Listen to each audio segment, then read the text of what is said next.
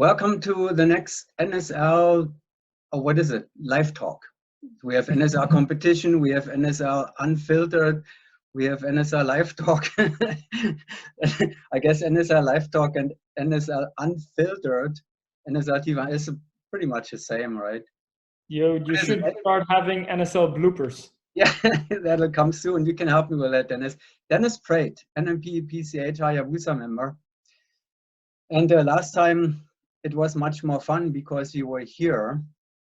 Exactly. I am now, where it is very warm now, but we can't do that any longer. You know, we're all quarantined, isolated, distanced, socially distanced, and all that. How is that going in Belgium? Well, I think in Belgium we're I'm not going to say not too bad, but we're in like a partial lockdown. So like it's a little bit half. When you look at France and everything, they really cannot go out anymore. We can still go out, take a walk, and do groceries if we need to. So anything essential we can do, but all the rest, yeah, they advise us to stay home, and all the rest of the events are like fully canceled. So only the essential stuff we can do. That's it. Do you have any, is there any timeline? I mean, are they predicting how long, let's say in our case, skydiving centers and wind tunnels will be closed still for the time frame? For now, well, everything is closed now, they say, until the beginning of April. But I just read on the news that somebody in the government said it might take at least 8 more weeks. So 8 more weeks, that's in other words 2 months. So yeah. And you know, beginning of April, this sounds actually very nice, but 2 months from here on sounds different. Yeah, it's gonna be well, the thing is, you cannot really do much, and just follow up what the government says, and like we talked about it last time. I think it's a serious thing, and I think it, as much as it is hard not to get out of the house, I think we should all follow up as best as we can. I'm sure you'll agree. Well, you as a newly married man, you don't have a problem with spending a lot of time with your wife at home now, I would guess. I kicked her out. She's on a walk. How is Clementine doing? She's doing really well. I think it's nice for us now to be a little bit more home, because last couple of months, let's say last year, haven't seen much of this house, and we try to keep busy the whole time, rearranging stuff in the house, and trying not to get bored in front of the television, and yeah, I mean, do whatever, be creative, and try to work as much as we can. I just recently started up a rigging loft, let's say. So I sometimes might I still have some work that I can do upstairs. So.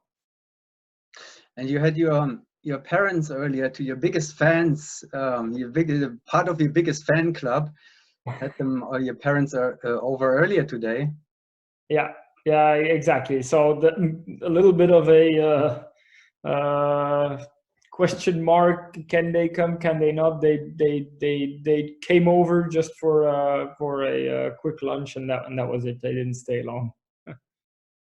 Well, it's nice that you can at least see your friends and your family still, even you have to keep it small. Basically, as of the infection and as of the virus, it doesn't separate between friends, families, and strange people. You know, the virus doesn't make a difference there.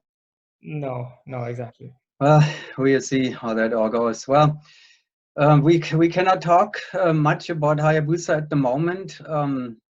There's not much going on at this point. You know, at this point in time, in fact, I would have liked to talk about the results of the Shamrock Showdown. And I would have liked to look at Hayabusa jumps, because you were planning to be in a training camp and you were considering copying the jumps and then talking about it more. So none of that is possible any longer. So we have to find other topics, but there are enough. Yeah. And I picked one, you may have seen that or not, but recently there were a few events which were recently completed. One of them was like the French nationals, I think. Indoor nationals was the last one, which is an interesting topic, and maybe we can exchange a few words about that too, because the forward juniors there, they are quite impressive. They won again. What do you know about this project and what happened there? It was at Wembley, right? Wembley Lille. I'm not sure if it was in. Oh, sorry, I take that back. Yeah, it was in Marseille. Yes. So yeah, I mean, I haven't seen much of the French nationals, also because well, my wife wasn't present and all the big French teams weren't there. But I know from the past already, when you saw the academy team fly, the juniors, they're very fast, very crisp in their moves. A little bit of that French style in their flying, but there's nothing wrong with that. The score that they posted is really impressive. 26 average is is very high score for a junior team, and I mean they are like 30 points ahead of the rest. So I mean, deserves French champion. Well, I can't wait. I can't wait to see the next showdown between the French academy team and the Czech Cups. It will be so much fun. They're almost exactly always on the same performance. The Cups are now at 26 plus level. The French team is at 26. The Cups are at 26. That's in AAA. Yeah, exactly. Juniors, It is fantastic, it is exciting and fun to watch it. So I can't wait. I don't know when this is going to happen, because now everybody's on a break, of course. The Czech team, they wanted to go to Berlin for the German indoor nationals, which was cancelled the same day, right? Yeah. Were you planning to go there? My team, team that I also work with a bit, Fireflash, we're going to do those that meet, and yeah, I still had sent them good luck and how's the draw looking, and then they said, oh, we have to go home. They were in Berlin already? Yes, they were present. I got to talk to Sven, but I hope they had some. Well, I guess Berlin was closed down too, and actually, yeah. There are very strong restrictions in Germany now too. Yeah. So I don't think they could do too much in Berlin, probably. I mean, you can at least walk around. There's a lot of old buildings and and historic sites and all that. I guess I don't know if you are still allowed to do that. Anyhow, so that is actually not our topic either. Let's cut to the chase, Kurt. The topic that I actually have for you, Dennis, is there's an Austrian team that and that you have been working with for a while now, and the situation in Austria is actually quite interesting, because the senior team, Final Fire, they have been dominating four-way competition in Austria for a century, probably. Exaggerated a little bit, for a decade at least, though. And there's a new team now, and they love each other, because Final Fire appreciates the challenge, and like Mantis is the name of the team. They are excited about dethroning the Final Fire guys eventually. They have won indoor championships already now, twice, I believe, last year, this year. Where did you meet them? How did this all happen and come to you? I met them, was it 2 years ago, when I went for my first time to Vienna, to the tunnel. It was actually Felix Seifert, one of the Red Bull skydive teams from Austria, that wanted someone like me to come over to do a tunnel camp and whatnot. And that's where I met this team, Black Mantis.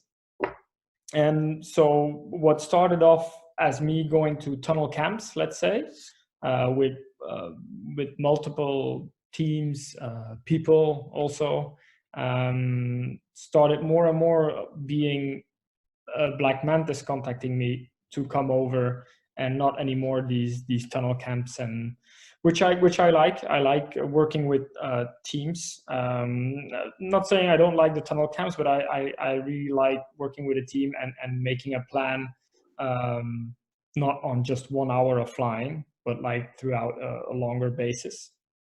And we started talking, and when time went by, our cooperation became bigger, like more dedicated, and I think up to the point where we are now.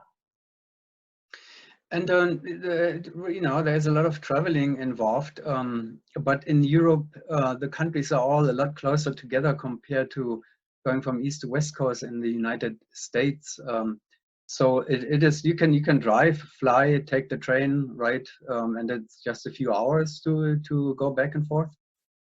Yeah, exactly. So just a straight flight from Brussels to Vienna, and then the tunnel is in Vienna, so nothing is really far away. You know, on a half day, you're there. And Vienna is a beautiful city.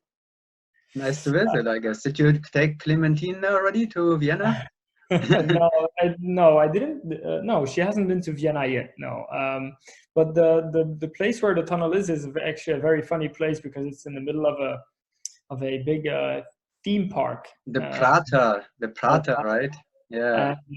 And the funny thing is, usually when we go for tunnel sessions, when it's indoor season, it's winter, so it's dark early, it's cold, nobody's at the theme park, but all these dragons and whatever are still moving. So when you're done working, or when you're early mornings and it's still dark, these things are, it's like a horror movie when you go to the tunnel. In Vienna, not everywhere the tunnel, the Vienna tunnel. That's funny, but okay. So at that place, I think it's called Windabona, Vienna. That place was hosting the Austrian indoor nationals this year, and you know, they're sponsoring the team Black Mantis. At least the name indicates that. So we wanted to take a closer look. You know, I was interested to go through the rounds that we can watch now. They sent me the rounds, so we can. I had the, thanks to Black Mantis, you know, we can look at it now, and then you can introduce the team a little bit, and we can have a little debriefing, take a closer look, introduce the team while they are actually doing what they're doing. Let's. I have it ready here, so we can look at it at the same time, basically. Yeah. I'm gonna put it to round 1 here now. Actually, Yeah. there's first Let's try to sync up. Yeah, first comes the introduction here. I'm looking at NSL TV, and then there's a little PD clip, sponsored by Performance Designs, and here we go. So now I'm looking at round 1 while they're climbing out, and now I leave it up to you, Dennis. It's debriefing time now. Yeah. Well, this team is a very, I must say, a very motivated team. A good bunch of people, a good group, sorry, and they're very motivated in flying. They also take a lot of fun in flying. If I quickly introduce the whole team, we have Melanie. I'm just going to say the first names. Melanie in the point slot. We have Arthur, which is our peace partner in the outside center. Then we have Martin is an inside center, and then Michi is the tail. Now these guys have been training a lot with me, and we've been working a lot on consistency. They've been flying a while already together, but they didn't have really much structure. They just, in my video, they go out for round 1 there. So what I tried to bring them was a little bit more structure in their training, and when to train on what. Now I'm seeing here on my screen, they're getting ready for second round. Little break, getting ready for round 2. Correct. Yeah. Sorry, I didn't go into detail about round 1, but let's take. That's all right. This is exactly what I would like to hear, and I'm sure the audience likes it the same way. We will have time. It's 10 rounds, so we'll have time to get into some details. So now they're going in the door for round 2 here on my screen. They're in the tunnel. So it was F22 and then 16.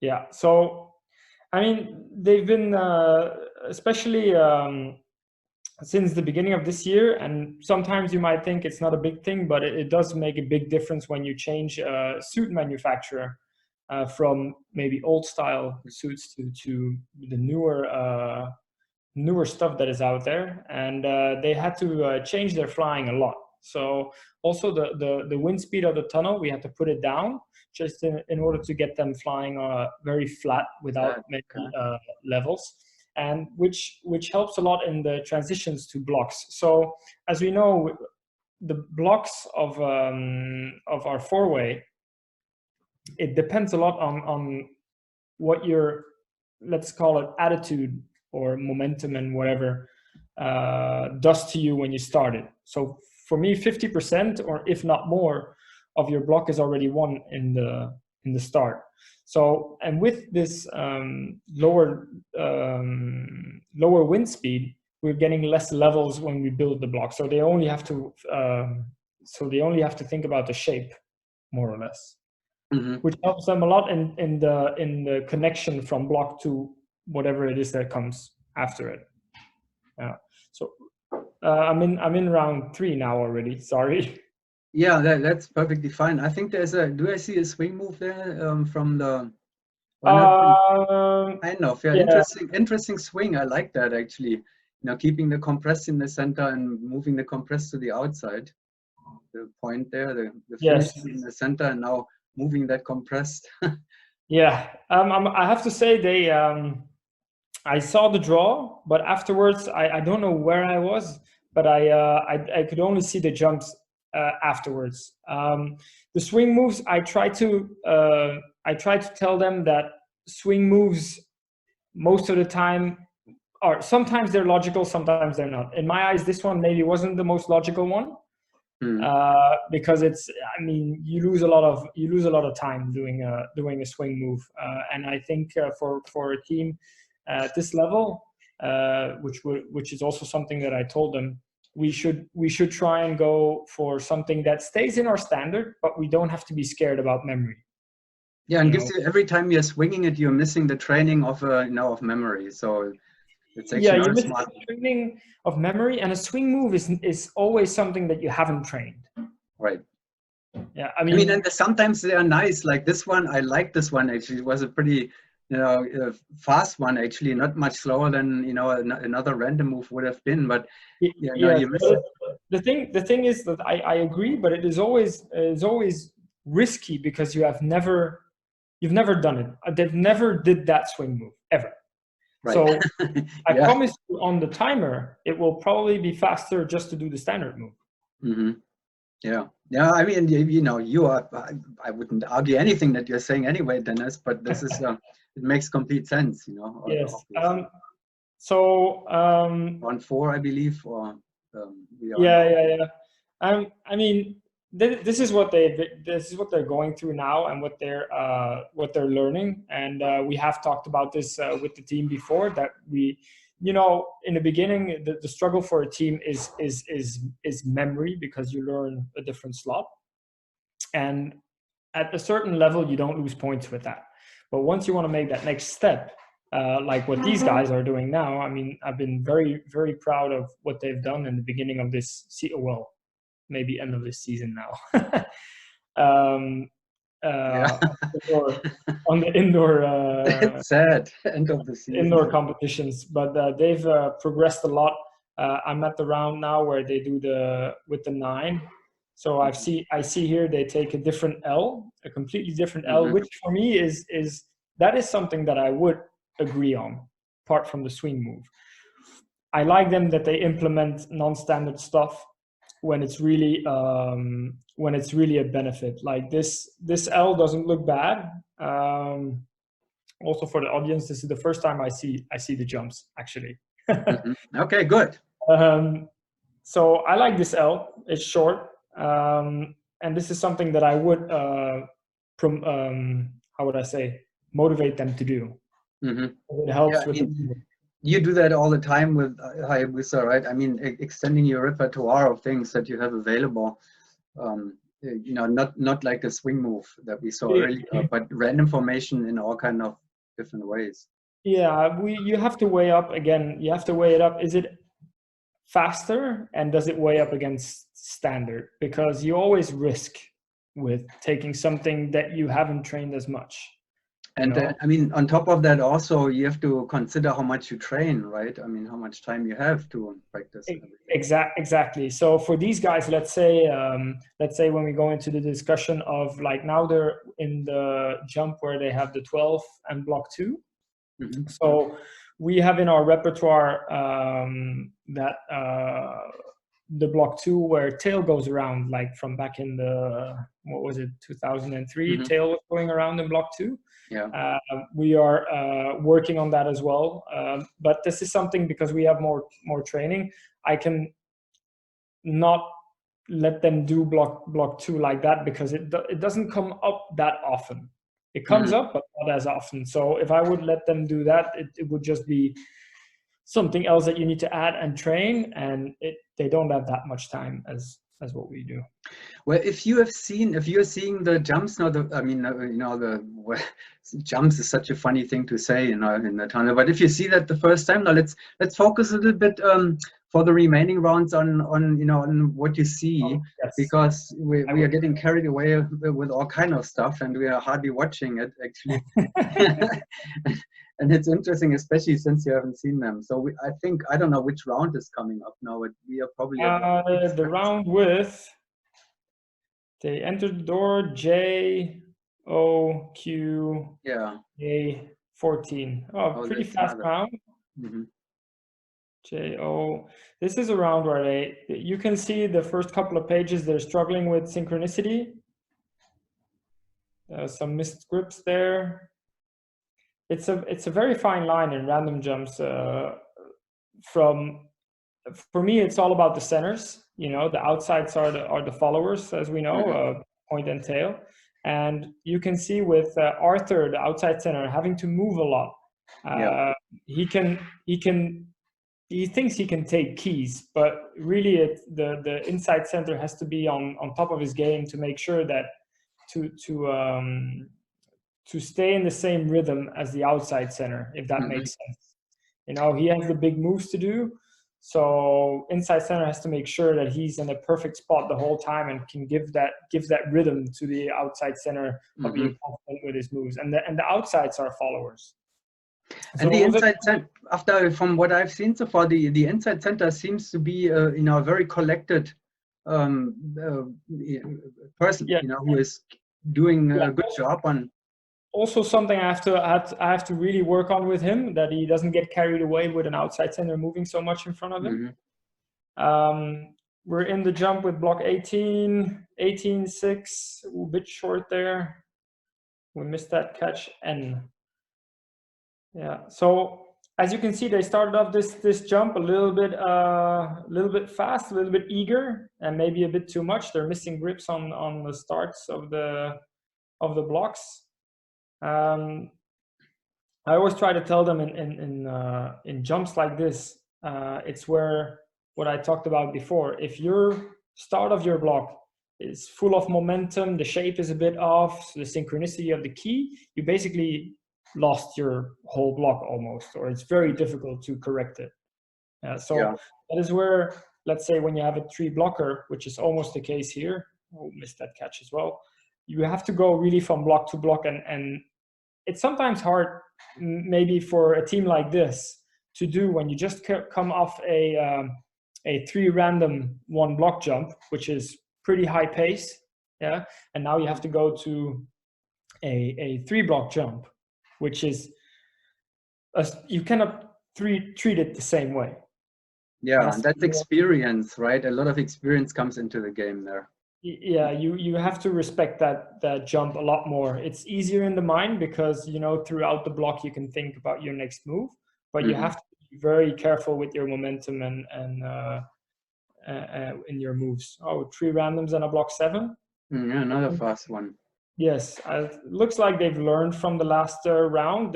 They seem a lot more clean. They seem a lot more aware, because they had sometimes the tail wasn't really ready, and they've all seen it. It's a really good jump so far.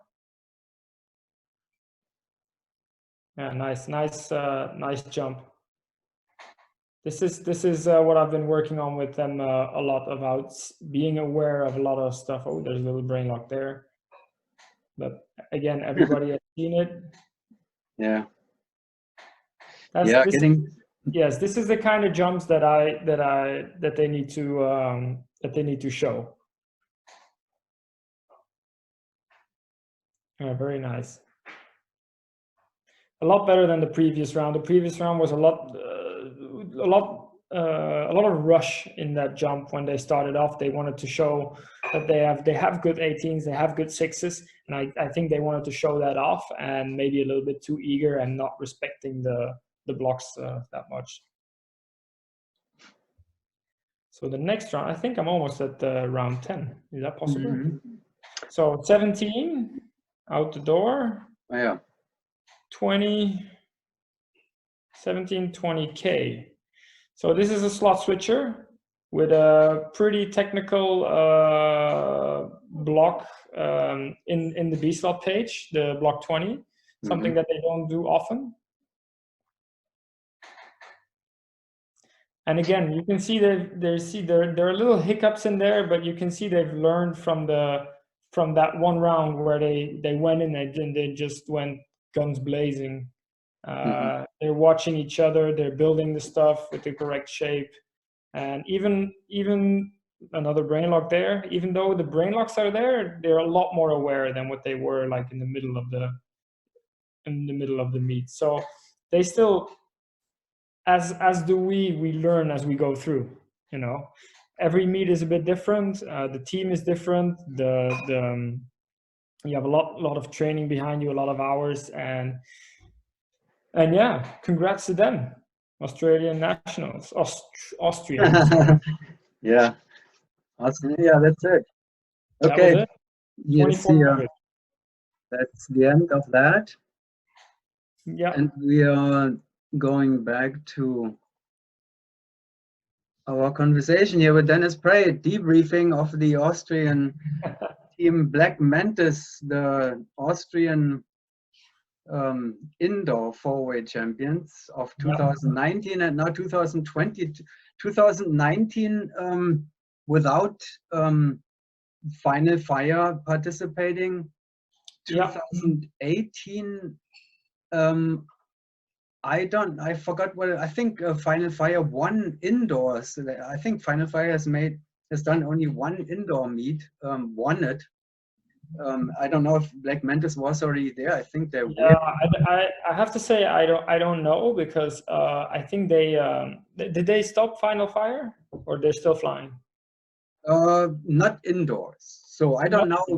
Yeah, you know, they say they're not training. They're just going to the outdoor nationals, and if they do so, they don't train. And then they say they have a they're good guys, a great great attitude. They say, well, we're just gonna keep doing it until somebody comes and beats us, and then that's cool.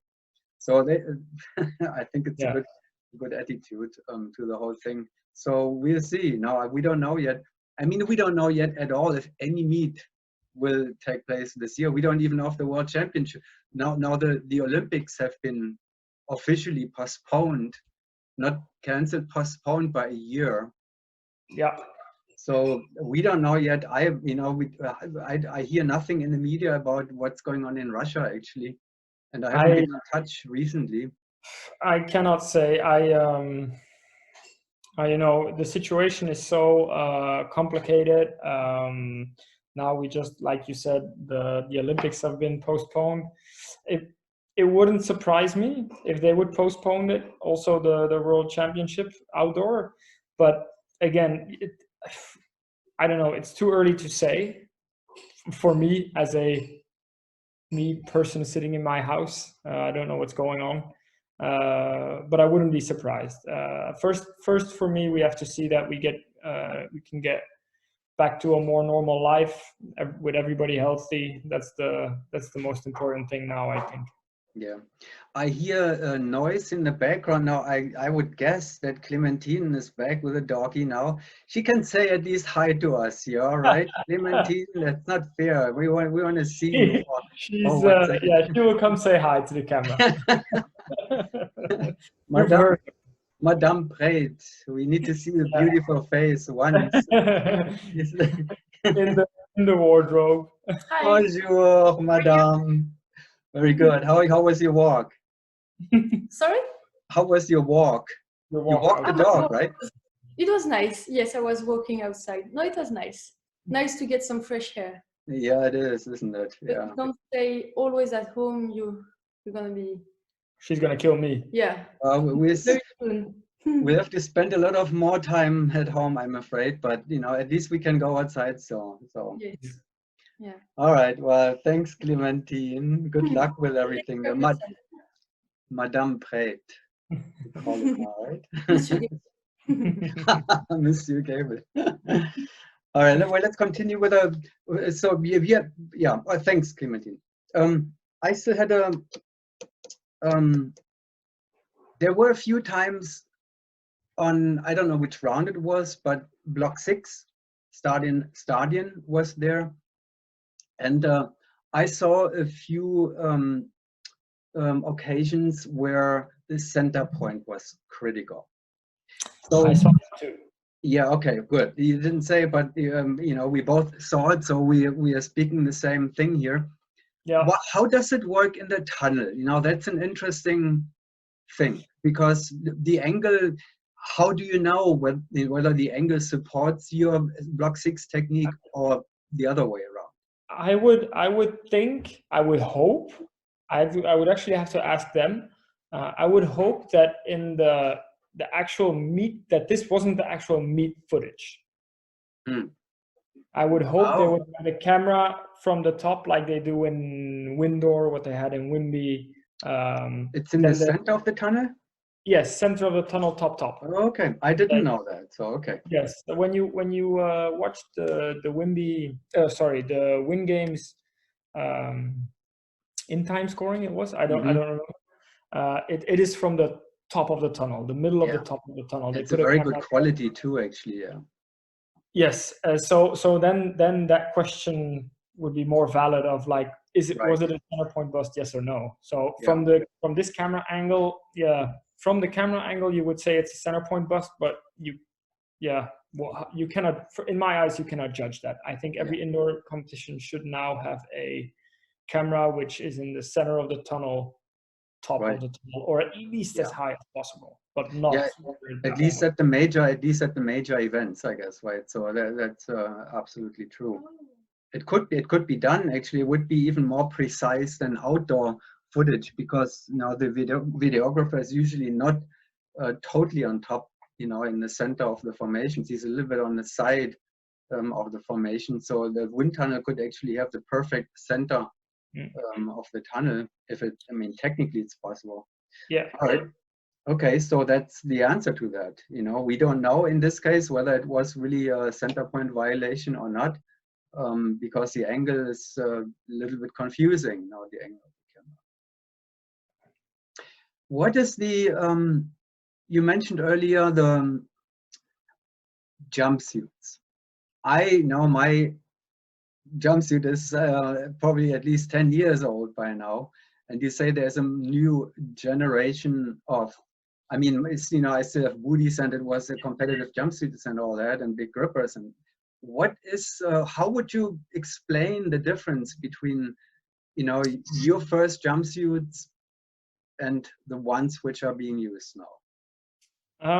I would say it's the sport evolves, and as we are looking for higher averages and going faster, and it's not only your flying that comes into play, it's everything. It's even the helmet, the gloves that you wear, how sticky they are, how or not sticky they are. You can go as far as how much your shoe fills up your booty and how tight it is. So that's very personal. But as a team with Hayabusa, we've always put a lot of research in our jumpsuits and our gear that we jump or fly, and we've come to like now this conclusion where we like the suits to, you know, to really fit on our bodies and not make ourselves happy with like a little bit of bigger jumpsuit with a lot of flapping going on. So we like to make them as perfect as possible on our bodies, so that that the suit doesn't fly with you, but that you can actually fly with the suit. And then the booties is obviously a big thing. There are different styles of booties out there in the world, but the ones that that you see us fly, and with the new manufacturer that we have now with Vertigen for now 2 years, I think, that we changed. Also very important is how tight they are, and the distance, how much you can point your toe and whatnot. So I think the suits have been evolving, and I'm obviously bringing that knowledge to Black Mantis and saying like, hey, the suits that you're wearing, it's maybe not the good booty type for you, or the size, they're too long or too. We can easily see that now because of experience. So I made those remarks to them, and they wanted more information, and now they fly the same suits as we fly. So, and they're very happy with it. But when you're flying so many years or so many hours with a certain suit, takes some time to adapt. You have more power. Yeah, you have to deal with more power, a little bit of a different style of how to use your legs. You get more power from your legs, so obviously that will change something in the front with your arms and everything. So for me, it's obviously everybody flies a little bit their own style, their own way. Mm-hmm.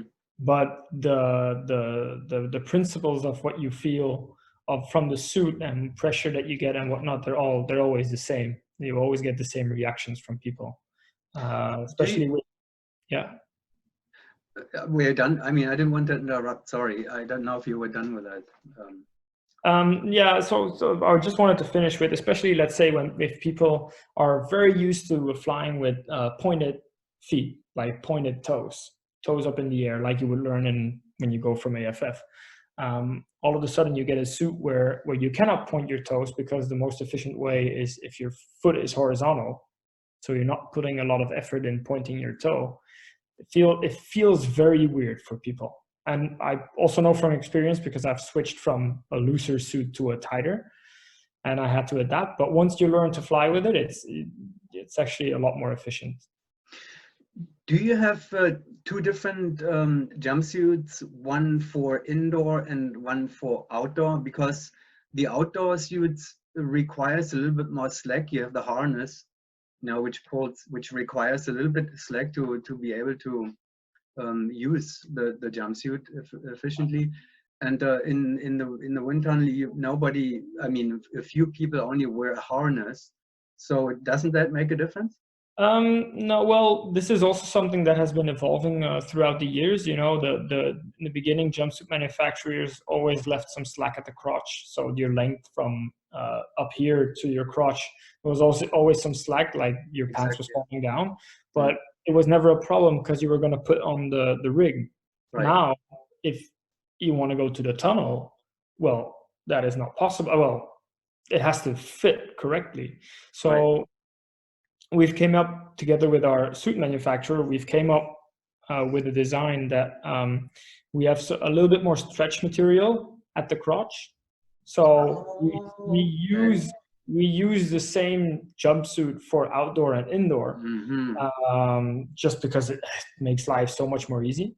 And And also for the air, we feel it helps a suit that fits, you know, really fits. Not too much slack here and there, not too tight either, because then you cannot move anymore. But like the suit that actually fits well on your body. And so yes, we use the same suit outdoor and indoor. So you build actually an indoor jumpsuit that fits really well everywhere, but you have a stretching session which makes it possible to use the same jumpsuit for outdoor. Yeah, we have a stretch panel. Yeah, stretch panel. Yeah. Yeah. So that makes sense actually. That's logical. Okay, cool. No need for two jumpsuits. No need for two jumpsuits. As a manufacturer, I would promote the other way around. You need two jumpsuits because you would sell more. All right. Well, gosh, Dennis, we spent a lot of time here, and it just doesn't. It's so interesting. Well, 45 minutes at least, isn't it? Yeah, I think so. So I hope we haven't been boring, but I think it was not boring at all, not a tiny little bit. Not for me at least. And we watched some jumps and all that, so that's really cool. And other than that, we will do more of that probably in the near future at least, because since we cannot visit wind tunnels or drop zones, at least for who knows for how long, we can still at least talk about stuff that is interesting.